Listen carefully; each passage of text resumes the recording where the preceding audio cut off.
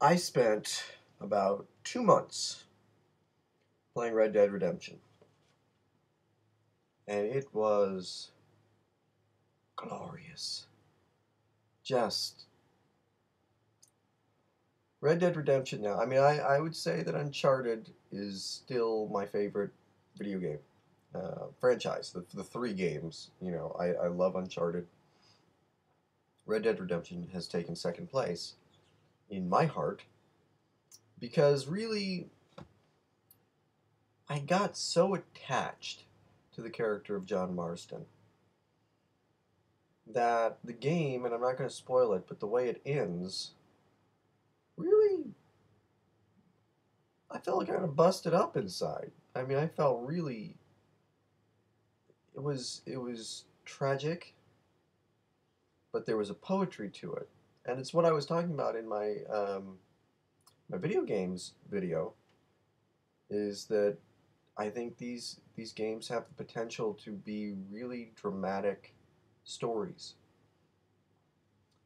and after I was done, I didn't want the experience to end, so I just kept playing. I did the Undead Nightmare, and then I went back and I played Red Dead Redemption in the you know when you've beaten the game and you're just free roaming, and basically just trying to. I decided, okay, I spent the entire game trying to be a good guy. Let's see how bad I can be. So I wanted to see how high up I could get my the bounty on my head. So I just went around and just was a dick. Just shot people, robbed them. Even when I'd sort of accidentally sometimes do a good thing, where I'd ride by and sheriffs would be shooting it out with an outlaw, and I'd pull out my gun and I'd accidentally shoot the outlaw. The sheriffs would be like, "Oh, thank you, thank you. Here, let us reward you," and they'd give me some money and I'd go, "Oh, thanks." Bah! And I'd kill the sheriff, just to see how I would. My favorite thing is actually to go to Blackwater, and there's that big tall building in Blackwater, and I'd climb up to the roof and pull out my sniper gun, and start picking people off. And the great thing about Blackwater is that unlike Armadillo and the other towns in the game, Blackwater basically has an infinite number of cops. You can't just shoot until they're all gone. They will never stop. And so my favorite thing to do now is to go up to that roof and just rack up the bounty on my head, and then see if I can get away. See if I can jump from rooftop to rooftop and call my horse and get on the horse and ride away and you know pick off the the cops when they're coming after me. That's a lot of fun. I enjoy doing that. But I did get to a point where I was saying, I have explored every inch of this map. I found all the treasure and I've, done pretty much everything there is to do. So, I guess I'll move on to another game. But what game? I actually didn't have very many games that really had piqued my interest. I thought about Alice, The Madness Returns, because I remember that the original Alice game coming out in the 90s, and I saw the artwork for it, and I just wanted to play that game really bad. And I wanted to play Captain America Super Soldier, but was kind of, the reviews were, some of the reviews were this is really good, and some of the reviews were this, so I didn't end up getting that. I almost got X-Men Origin Wolverine because even though the movie sucked, I heard that the game was just really good. Like, it came out the same year as Arkham Asylum, and a lot of the reviews I read were saying, this is not Arkham Asylum, but this is pretty damn close.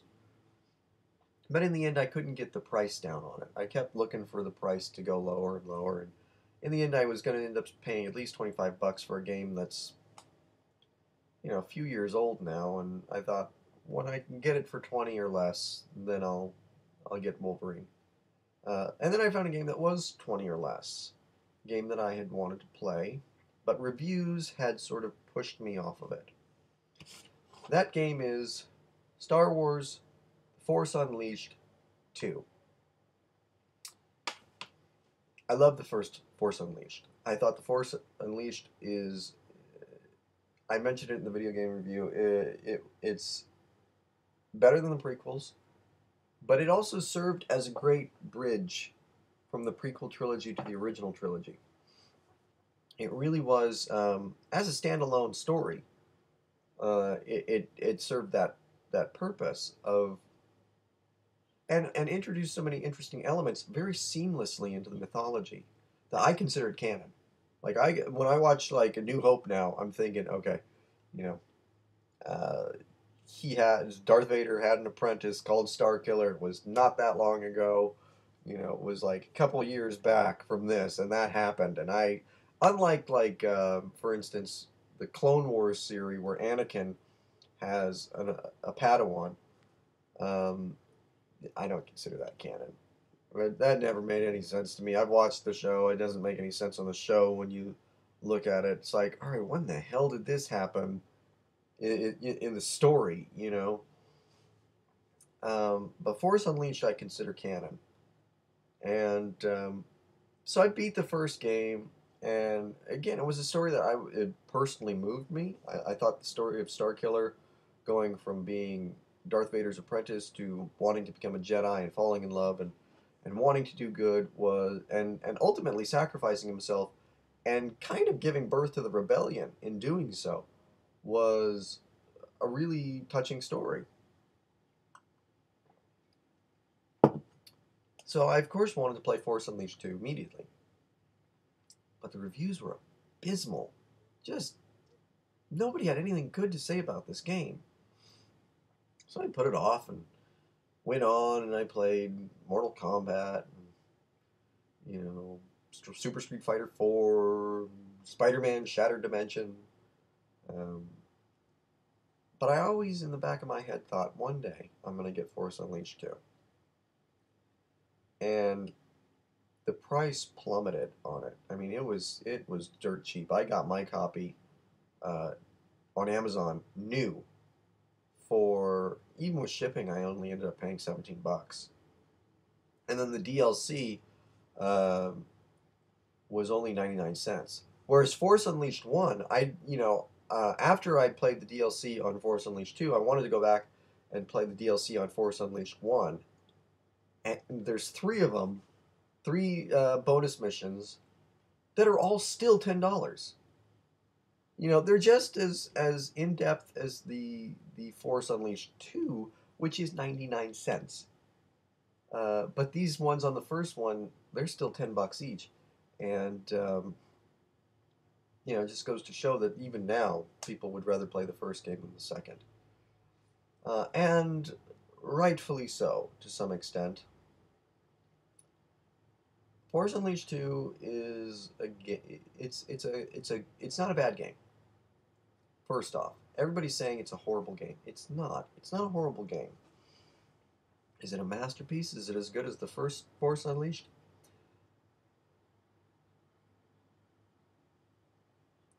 No, no, it's not. Not in any way is it as good. Although, I mean, there were a few little improvements. And let me talk about that real quick. I like that in this game, there has to be a little bit more strategy than in the first. Different enemies require you to use different force powers.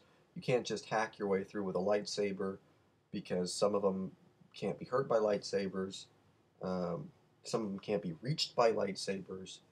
So it does require you to think. When you're fighting one guy who can only be hurt by lightning, and one guy who can only be hurt by the lightsaber, and one guy who can only be hurt by the force push, um, it requires you to really pay attention. You can't just hack and slash your way through this game. I also like the addition of the force mind trick.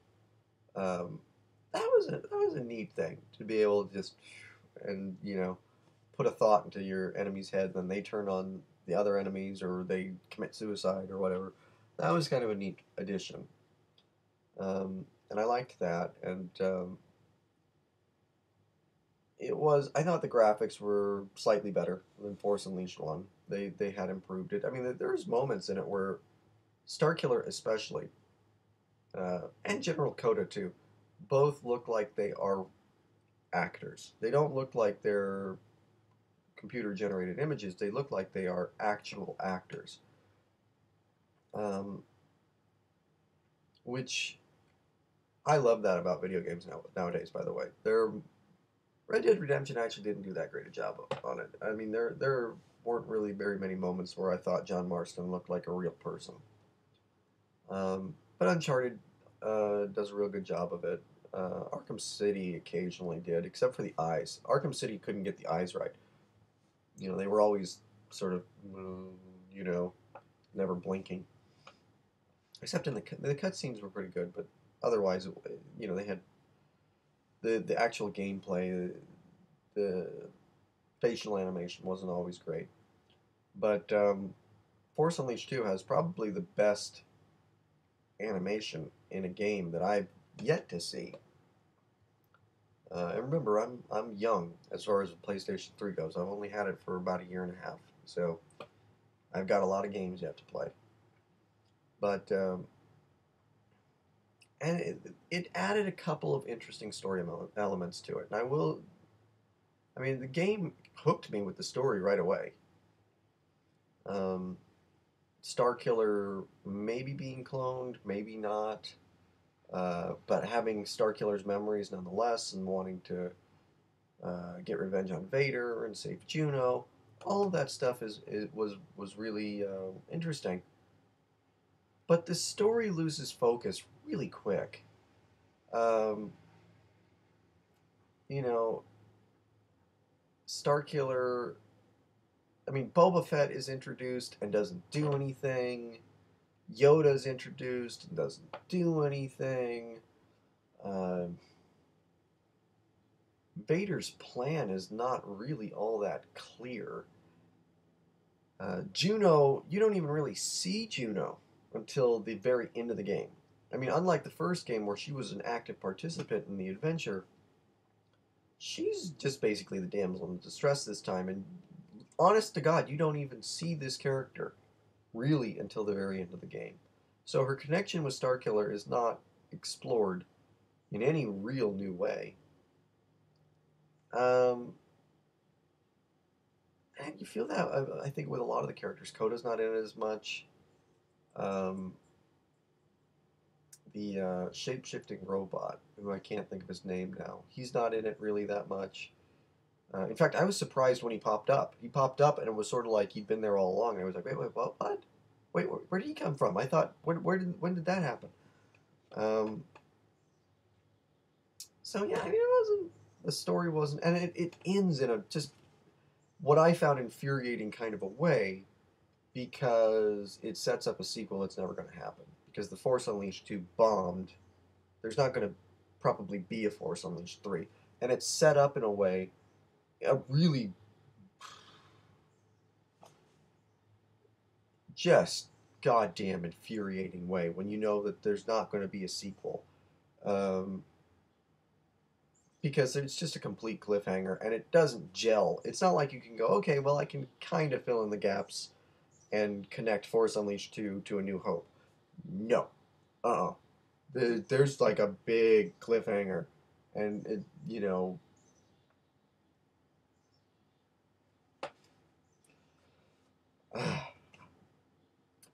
anyway, the gameplay is also very repetitive. I mean, it took me about, first of all, it only took me about 4 or 5 hours to beat the game. Um, I was really surprised. I'd heard it was brief, but I was sort of like, when I got to Camino for the second time, I thought, this can't be it. I've only been to, other than Camino, two other places. This can't be it. It was it. That was it. You know. And after about 10 minutes of playing the game, I realized how there was maybe about a dozen villains that you were going to fight, a dozen enemies to fight, and that was it. You know, and I realized it took me a second, because stormtroopers all look the same, and you expect to see shitloads of stormtroopers that all look the same. But then, you know, the big mechanized thing came out with the shield, and you got to grab the shield and bash it with the shield, and then you can fight it. And the first time I defeated it, I was a little out of practice. I hadn't played Force Unleashed 1 in a while, so it took me a minute to, oh, yeah, okay, that's how I do it. Oh, got it, I got it. Boom! All right. Oh, that was cool. That was good. All right. Glad I don't have to do that again. Oh, my God. You fight that thing on every world. Every world it's there, and it's there over and over and over again. And those assholes with the lightsabers, so um, and even towards the end was some of the most infuriating gameplay I have yet to encounter, where you have to jump up to the different platforms, and some of them are spinning, and some of them are floating, and make your way up. And I kept falling, and then you end up right back in the fucking beginning of the of moving upward. And you finally get, and I didn't know this. I didn't see the door the first time, so I just kept going up and up and up in this infinite loop. And so finally, I get to Vader, and I think, okay, awesome, Vader. You know, finally a break from the monotony. No, more platforms to sort of jump to. Every time you start to get a good groove going, beating the shit out of Vader, he jumps to another platform, and there's like a bunch of Starkiller clones that you have to fight, and and Vader acts like a pussy basically. He's just, he gets hurt and then he jumps to somewhere else. Oh, that it pissed me off because that took me a while to beat too. I was sort of because I kept, I'd get frustrated, I'd miss the jump, and you know, uh, one time I just fell. I don't even know what happened. I was nowhere near the edge. Vader jumped, and it goes to the animation of Vader jumping. Then when it goes back to me, I'm falling. It's like, wait, what the? I didn't fucking move. What did it? But when you get to the end of the game is awesome. If there actually was a Force Unleashed 3, that would be an awesome setup for a third game and a third story.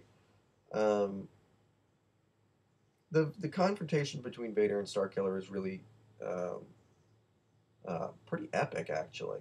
Um, and what I love about the game too is I didn't play the dark side ending to Force Unleashed 1. But I did the download for Force Unleashed 2, and I played the dark side ending first because I wanted to play the Endor uh, stage, and the Endor stage is awesome. It's awesome. I mean, there were moments.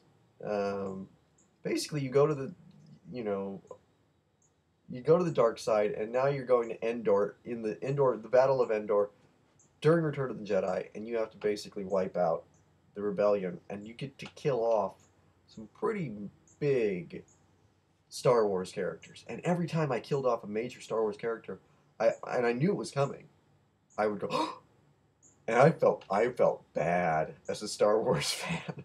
I was just sort of, oh my god, did I really just fucking kill that?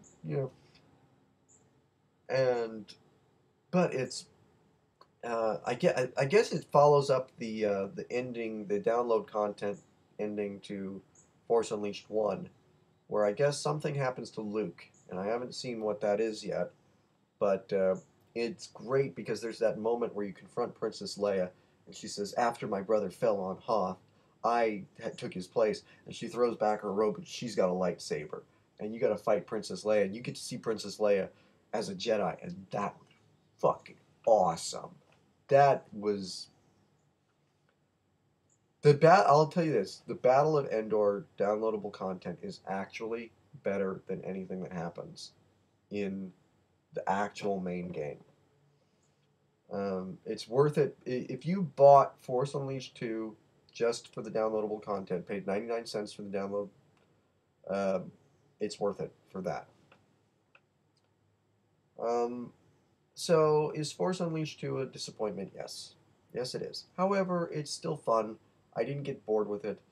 There are two games that I bought: Splatterhouse and Tron Evolution, which I've never finished. I don't think I've even come close to finishing those games, and I really should sell them because I'm probably never going to finish them.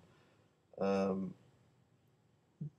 games you can lose your interest in them. You can play for a while and suddenly go, oh, this is not really very good, or you get hit a frustrating part, and if it, every game has that moment that's really frustrating and you die a million times. But if the story is engaging and the gameplay is fun, you continue, you keep going. No matter how many times you have to play that same part, no matter how much you're. I remember in the Force Unleashed 1 trying to bring down that Star Destroyer. I think I probably spent an hour or two trying to that same part over and over and over again. And to the point where I wanted to punch the screen. In Arkham City, that was the worst I ever. Arkham City was the worst with the remote control batarang that you have to throw, and then you go into the point of view of the batarang, and you have to guide it like around corners and downstairs, and hit this target that's like that big. Uh, every time I had to do that, I think I probably spent an hour on each of those remote control batarang parts. Um, but like I said, if the story is engaging, you keep going because you want to know what happens next. You want to keep playing. You don't want to just put the game down. And I felt that was with Force Unleashed too.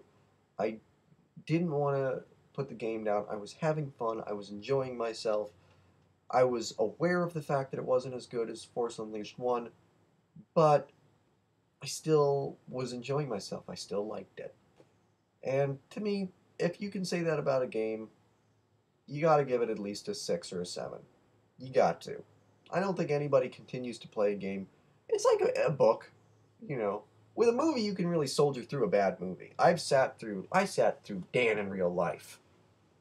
Okay? I sat through Alien versus Predator Requiem. Okay? Okay. I sat through those fucking movies because you can soldier through it because it's an hour and a half. It's at most 2 hours. You could soldier through a bad movie, but a bad book and a bad video game, you just can't get through it. Um, because there's a point. The great thing about books and video games, the thing they have in common, is you really can't do a novel or a video game in one go. You can't. I don't think there's anybody who sat down and played Arkham City in one go. At some point, it's fucking 3 in the morning and you're exhausted, and you save your game and you stop. And the test of a good game is the next day, do you want to put it back in and continue? I wanted to do that with Force Unleashed 2, and I will probably play it again someday. I mean, that's not going to be a game that I sell and get rid of because I enjoy it. And I do like the direction that it took the Force Unleashed mythology, and I really wish that they would do a third game, or at least do it as a comic book or a novel or something to finish the story off so I can know what happens. I think if it was if they did a really great third game, I think everybody would forgive the second game, especially if it's sort of like it's like Lord of the Rings. I didn't like the Two Towers the first time I saw it. I didn't like it when I saw it on home video. I was not a fan of the Two Towers. Then I saw Return of the King, and suddenly I became a fan of the Two Towers because I saw what the Two Towers did, how it filled in gaps, and how you couldn't just go from Fellowship to Return of the King.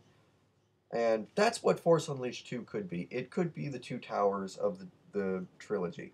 Two Towers is nobody's favorite, but it's very necessary, and once you see it in context, it becomes very enjoyable. And I think that's what Force Unleashed 2 could be. Um, but like I said, there's not much of a chance that there's going to be a Force Unleashed 3. So, but you know what? Everybody, Force Unleashed 2, go to Amazon. You can get it for, like I said, at most with shipping $17, $18 after you do the downloadable content. It's worth it. If you're a fan of the first game, it's worth it. So, not a ringing endorsement, but check it out if you want to have a good time sitting on your ass playing a game.